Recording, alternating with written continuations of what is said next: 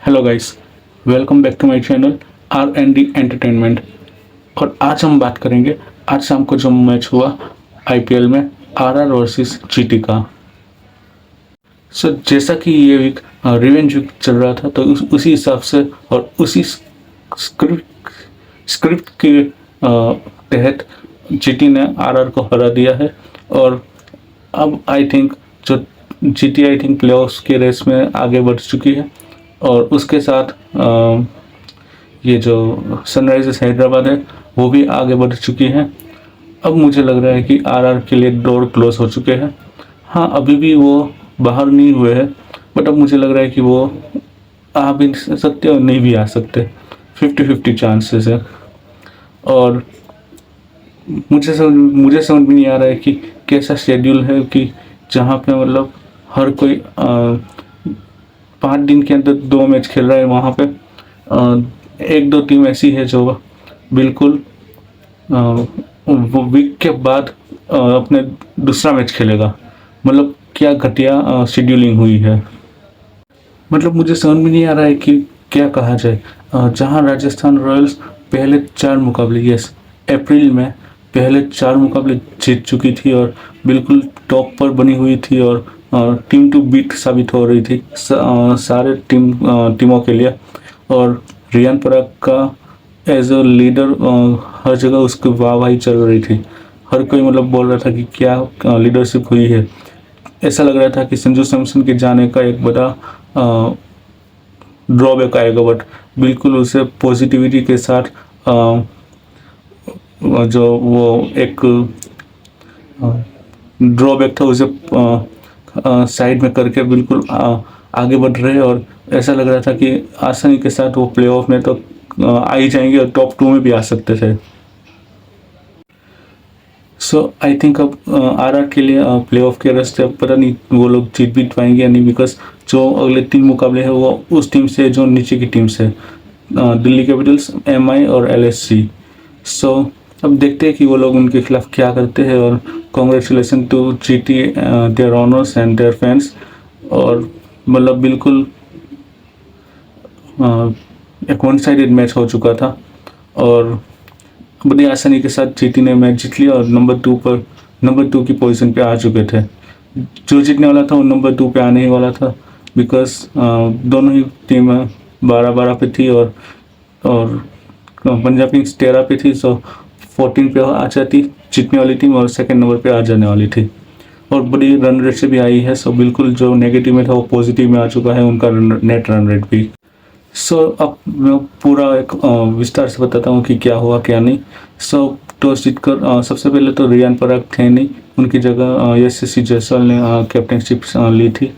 और मुझे नहीं समझ में आया कि क्या देख के मतलब उन्हें कैप्टनशिप दी होगी, बिकॉज उनकी टीम में जडेजा है जिसने कैप्टनशिप निभाई थी।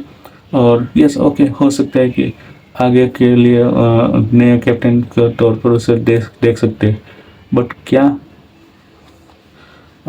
इस मोड पर उन्हें कैप्टनशिप दी जानी चाहिए थी, बिकॉज ऐसा टाइम था जहाँ पर कोई एक अगर एक्सपीरियंस पर्सन होता तो उन्हें मिलनी चाहिए थी। खैर, अब तो हो जो आगे की बातें और वैसी होगी। इफ्स एंड बट्स तो होते रहते हैं। आरआर ने टॉस जीतकर बॉलिंग सिलेक्ट की थी, बिकॉज ड्यू फैक्टर और चेजिंग ग्राउंड है सबको मद्देनजर रखते हुए। बट एक आई थिंक लक भी है, उनका इतना ख़राब लक है और जीटी का इतना बढ़िया लक है जो मतलब अगर टॉस भी हार जाते फिर भी मैच जीत जाते, वैसा उनका लक चल रहा है आजकल। और जब से आई है तब से उनका आई थिंक सिर्फ लक के बेस पर ही टाइटल जीते थे और जितना ही परफॉर्म किया है वो आई थिंक लक के बेस पर ही किया है। बिकॉज अगर आप देखो उनके परफॉर्मेंस, तो कोई भी मतलब एक आध मैच में राहुल तेवतिया ने मैच जिताई होगी या फिर बट कोई ऐसा होगा जिसने टॉप से रन बनाए होंगे। अगर टॉप में से और पहले कोई जल्दी आउट हो जाता है तो मैंने नहीं देखा है कि, और मैं फिर से कहूँगा कि टॉप 3 हैवी है। अगर टॉप 3 में से अगर मतलब 10 ओवर तक, अगर मतलब 10 ओवर भी छोड़ो, अगर पावर प्ले में है अगर 3 विकेट चले जाते हैं और फिर ये जो जीटी की टीम है वो तरह से हो जाती है और हमने कई बार देखा है। And I don't think so कि ऐसी टीम टाइटल जीतना भी डिजर्व करती है। खैर अब देखते हैं कि क्या होता है। सो मैं था यहाँ पे कि टॉस जीतकर आर ने बॉलिंग सिलेक्ट की थी और जीटी भी वही चाह रही थी, शुभमन गिल और जीटी। और आर के जो कैप्टन थे जायसवाल ने टॉस जीतकर बॉलिंग सिलेक्ट की थी, बिकॉज जो पास के जो लास्ट 2 मैचेस थे 220 बना के बावजूद भी वो मैच हार चुके थे। सो वैसा था कि यहाँ पे पिच काफ़ी इजी होती है, बट इस बार ऐसा हुआ कि जैसे ही उनकी बारी आई तो पिच में मतलब घुमा और सडनली, और जब यहाँ तक कि जडेजा बॉलिंग कर रहे थे तो पिच में ग्रिप आ रहा था, मतलब ड्यू फैक्टर बिल्कुल निकल चुका था। और ड्यू फैक्टर सॉरी जो स्पिनर्स को बॉल जो थी होल्ड कर रही थी और आसानी के साथ वो अच्छी गेंदबाजी कर सकते थे। और आई थिंक अगर आप देखो तो पहले ही ओवर में पता चल जाएगा कि कौन ये मैच जीतने वाला था और कौन नहीं। बिकॉज आर राजस्थान रॉयल्स के जो मेन जो बॉलर है जोफ्रा आर्चर, उन्होंने पहली ओवर में 9 रन एक्स्ट्रास दिए, जिसमें 8 वाइड थे और 1 नो बॉल थे।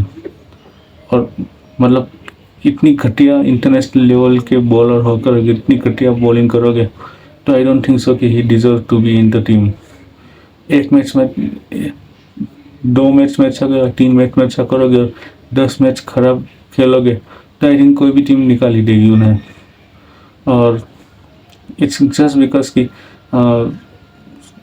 राजस्थान की टीम में मतलब ऐसा कोई है भी नहीं जो उन्हें रिप्लेस कर सके। सो अगर एक बार अगर पूरी टीम को चेंज करते लो जिन्होंने भी रन नहीं बनाए हैं, तो फिर देखो कोई नया जो खिलाड़ी है जो मफा करके या जो भी कोई है या जितने भी बेंच पर बैठे हुए जो प्लेयर्स हैं, अगर उन्हें एक मौका देकर देखो, क्या पता हो सकता है कि वो अच्छे रन बना डाले उस टाइम पर जब आपकी टीम को ज़्यादा ज़रूरत हो। यस, नो डाउट ओपनिंग के जो 4 मैचेस थे वहाँ पे जोफ्रा आर्चर ने कमाल की गेंदबाजी की। 5-6 मैचेस पहले 7 मैचेस में कमाल की गेंदबाजी की, हर ओवर में मतलब पहली बॉल पर वो विकेट ले रहे थे। लेकिन जैसे ही SRH के सामने हारने लगे, वो जो विकेट तो ले रहे थे लेकिन फिर भी मैच हार रहे थे। तो कहाँ पे मैच हार रहे हैं। फिर जो इनके जो दूसरे जो इंडियन बॉलर्स है वो भी मतलब घटिया बॉलिंग कर रहे थे, लाइन बिना देखे। और मुझे नहीं समझ में आ रहा था कि जो इनके बॉलिंग कोच है या जो हेड कोच है वो मतलब ऐसे ही बैठे रहते और एक जगह दूसरी जगह पे जो आशीष नेहरा है, अगर उनके प्लेयर्स को मतलब कोई मारेगा, मतलब बॉलर को 4-6 लगाएगा तो वो वहाँ से मैसेजेस डालते ही रहते हैं, इनपुट उनका आता ही रहता है। मैंने नहीं देखा कि किसी भी कोच का इतना इन्वॉल्वमेंट होता है लाइव मैच में। बिकॉज आपकी जितनी भी प्लानिंग्स होती है वो बिफोर द मैच हो सकती है, स्ट्रेटेजिक टाइम आउट में हो सकती है, बट ड्यूरिंग दिस टाइम क्या वो ज़रूरी है देना? अगर है तो फिर आप करो ना यूज़, क्यों नहीं कर रहे हो? RR वाले हो या फिर पंजाब किंग्स के हो या फिर कोई भी हो। सो इतनी घटिया जो गेंदबाजी होगी और सामने वाली टीम ऐसी है जो कभी भी मतलब अपने पावर प्ले ओवर्स में 60 के ऊपर आई थिंक काफ़ी कम बार जाती होगी या मैक्सिमम 70 तक बनाती होगी। बट इस बार तो उन्होंने मतलब अपना इतिहास का हाईएस्ट स्कोर बना डाला था पावर प्ले में, वो था 82 रन्स।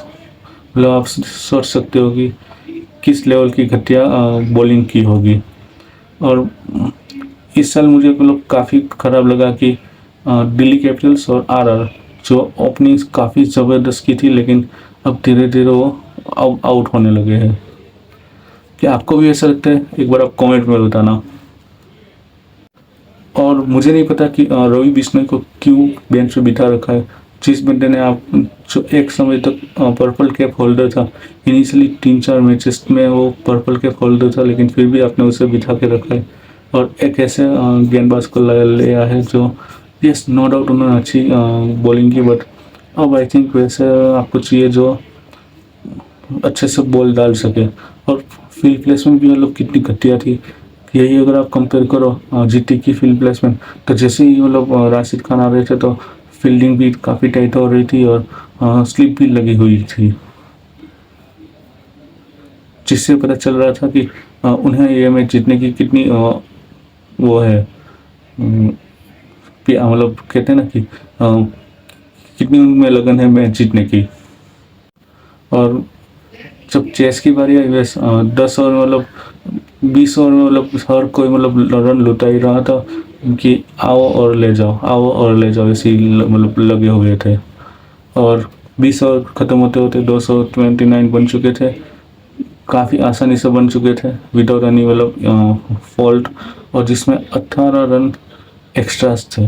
18 रन मतलब 3 ओवर आपने एक्स्ट्रास डाल दी, 3 ओवर में 2 तो बाई और लेग बाई थे, जिससे हम कह सकते हैं कि जो एक्स्ट्रास में नहीं गिन सकते, मतलब यस जिसका इफेक्ट ज़्यादा नहीं होगा, बट यस 16 वाइड और नो बॉल मिला के हुई, मतलब आपने 3.4 ओवर तो ऐसे ही, सॉरी 2.4 ओवर तो आपने ऐसे ही डाल दी थी। 14 ओवर्स, सॉरी 16, यस 16 एक्स्ट्रास मतलब आपने दे दी थी। तो अगर ऐसा आप खेलोगे तो आई डोंट थिंक सो कि you deserve to be in the playoffs. अगर आ भी गए तो आई थिंक लक के बेस पर ही आ सकते हैं। सो जैसे ही चेस स्टार्ट होता है तो सबकी नज़र 2 और 3 लोगों पर थी, और सबसे पहली नज़र तो सबकी वैभव सूर्यवंशी पर की रहती है कि अगर वो बंदा अच्छा करेगा तो राजस्थान के पास चांस है। जहाँ हर कोई कहता है कि जीटी के टीम टॉप 3 पे डिपेंड है, मैं कहूँगा कि आरआर की पूरी टीम वैभव सूर्यवंशी पे डिपेंड है। 2011 में जैसे आरसीबी की पूरी टीम क्रिस गेल के ऊपर डिपेंड थी, बिल्कुल वैसे 2026 में आरआर की पूरी टीम वैभव सूर्यवंशी के ऊपर डिपेंड है। अगर वो अच्छा करेगा तब जाके आई थिंक आरआर की टीम अच्छा करेगी। और इसका आपका सबसे बड़ा सबूत देखना है तो जो 4 मैचेस जीते उसमें उनके जो स्ट्राइक रेट थी और जितने रन बनाए थे, वो आप देख सकते हो कि कितने रन बनाए थे उसमें, उसका जो इम्पैक्ट था वो बिल्कुल धराशायी कर दिया था। जो पावर प्ले एसआरएच जीतती है, वैसे पावर प्ले आरआर की टीम जीत रही थी because of the Vaibhav Suryavanshi. और जब भी ये लोग हारे हैं तो खासकर चेस के टाइम पर, तो आपने नोटिस किया होगा कि जब भी वैभव सूर्यवंशी जल्दी आउट हुआ है तो ये लोग मतलब ज़्यादा रन नहीं बना पा रहे हैं और विकेटें भी जल्दी उनकी जा रही है, एंड बिकॉज ऑफ डेट वो लोग मैच भी नहीं जीत पा रहे हैं इतने इजीली। और वैभव सूर्यवंशी ने अच्छा बल्लेबाजी की थी, बट एक ख़राब शॉट मारने के 6 मारने के चक्कर में आउट हो गए। फिर सेम गोस फॉर जायसवाल भी, कैप्टन नॉक खेल सकता था आज की मैच में, बट अनफॉर्चुनेटली वो भी ख़राब शॉट खेल कर आउट हुआ। एंड ध्रुव जुरेल अच्छा खेल रहे थे, सिमरन हेटमायर थोड़ी अच्छी पारी खेल रहे, मतलब शॉट्स लगा रहे थे, लेकिन वो भी खराब शॉट खेल कर आउट हो गए। मतलब ऐसा आ रहा था कि सब लोग 300 आई थिंक चेस करे थे या 250 रन चेस करे थे, ना कि 230 रन। यस 230 रन भी कम नहीं होते, बट यस आपने भी पहली पारी में बनाए थे पिछली 2 मैचों में, तो थोड़ा अगर सेंसिबल खेलते तो आई थिंक हो सकता था कि आप इजीली मैच जीत सकते थे। बट खैर, और जडेजा ने कोशिश पूरी की, बट अनफॉर्चुनेटली वो कोशिश काम नहीं आई। हाईएस्ट रन गेटर हुई थे इस for RR in this match. फिर डोनोवन फरेरा भी कुछ ज़्यादा नहीं कर पाए और राशिद खान ने 4 विकेटें ले ली, और वही साबित हुई कि वही आई थिंक टर्निंग पॉइंट हो चुका था।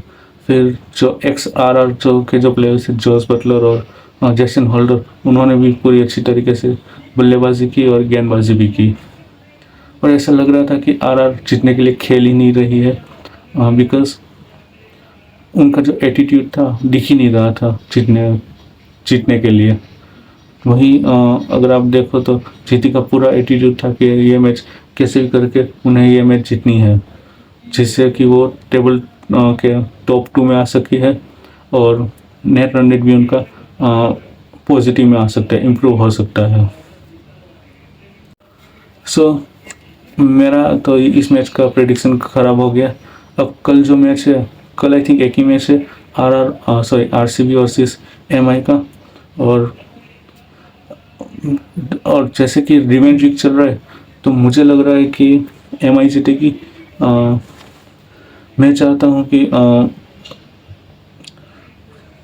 क्या करूँ, मैं तो मतलब कुछ कह नहीं सकता, बट 50-50 मुझे लग रहा है कि कौन जीतेगा। बट यस, जैसे पैटर्न चल रही है, जैसा पूरा सब कुछ ऐसा जिस हिसाब से सारे मैचेस खेले जा रहे हैं और जो नीचे की टीम है ऊपर की टीम को हरा रही है, तो सरप्राइज मत होना कि ये लोग मतलब एमआई वाले आरसीबी को हराते कल के मैच में। दिल कह रहा है आरसीबी, दिमाग कह रहा है एमआई, और जैसा पैटर्न चल रहा है मुझे लग रहा है एमआई कल आरसीबी को हरा देगी। और अगर आरसीबी जीतती है तो वो टेबल के टॉप पर भी जा सकती है या नंबर 2 के टेबल के टॉप पर जा सकती है। एंड अगर एमआई जीती तो वो अभी भी प्लेऑफ की रेस में बनी रहेगी। और मुझे लग रहा है कि आरआर वर्सेस एमआई जो 2014 में जो क्वार्टर फाइनल जैसा लगा था कि जो जीतेगा वो आगे आएगा और जो हारेगा वो बाहर जाएगा, हो सकता है उसका रिकैप हो जाए। बट इस बार मुझे लग रहा है कि आरआर जीतनी चाहिए। काफ़ी अभी टाइम है उसमें, अभी भी 2 मैचेस बचे हुए, मतलब काफ़ी सारे मैचेस बचे हुए हैं। सो देखते हैं कि क्या होता है। आपको क्या लगता है कि कौन सी टीम कल की मैच जीतेगी? मैं भी कहूँगा कि आरसीबी जीत सकती है, बट जैसा पैटर्न चल रहा है उस हिसाब से देखा जाए तो एमआई जीतेगी। सो ये था मेरा आज का review and analysis for this match. आपको कैसा लगा? प्लीज़ लाइक करना, शेयर करना और सब्सक्राइब करना, और कमेंट में बताना कि आपको मेरा वीडियो कैसा लग रहा है और क्या आप इम्प्रूव देखना चाहते हैं। जो भी आपके सजेशंस हो उसमें मैं अमल कर सकता हूँ या नहीं, उसके लिए एक बार आप अपने सजेशन दीजिएगा। और आपने मेरा वीडियो देखा उसके लिए बहुत बहुत धन्यवाद। Thank you.